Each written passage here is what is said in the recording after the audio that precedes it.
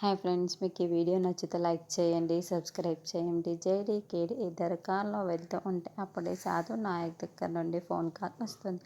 జై హింద్ చెప్పండి సార్ అంటూ దాత్రి అనడంతో సిటీలో డ్రగ్స్ దందా జరుగుతుంది.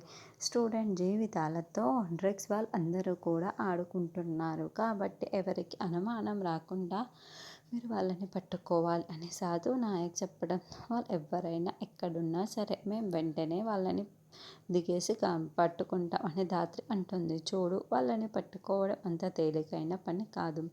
ఈ డ్రగ్స్ దందా చేస్తున్నది అబ్బాయిలు కాదు, అమ్మాయిలు చేస్తున్నారు. అవును, మీరు వింటున్నది నిజమే. అమ్మాయిల చేతుల మీదుగానే ఈ దందా మొత్తం మీద జరుగుతుంది. కాబట్టి చాలా చాకచక్యంగా మీరు వలలోకి దిగి పట్టుకోవాల్సి ఉంది అని చెప్పటంతో, అలాగే సార్, మేము తప్పకుండా పట్టుకుంటాం. ఎవరికి ఏ డౌట్ రాకుండా మేము అమ్మాయిలైనా సరే పట్టుకుంటాం అని జేడీ చెబుతుంది. అలాగే జాగ్రత్త అని సాధు నాయక్ ఫోన్ పెట్టేస్తాడు. తర్వాత కిరణ్ ఒక కానిస్టేబుల్ బైక్లో ఒక కారుకి అడ్డుగా వెళ్ళేసి ఆ కార్ని అడ్డుకొని రే దిగండ్రా అని వాళ్ళని కిందికి దించుతూ ఉంటే జేడీ కేడీ కూడా అక్కడికి వస్తారు. అయితే ఆ కార్లో నుండి ఇద్దరు అమ్మాయిలు మిగతా మగవాళ్ళు అందరూ కూడా దిగుతూ ఉంటారు.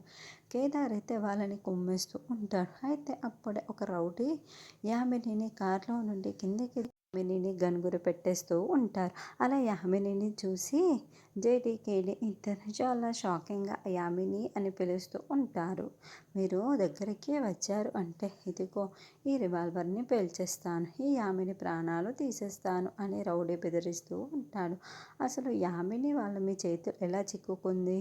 ఇదంతా అమ్మాయిలు చేస్తున్నారు అంటే అందులో యామినికి కూడా బాగా ఉందా అని మనం నెక్స్ట్ ఎపిసోడ్లో చూద్దాం.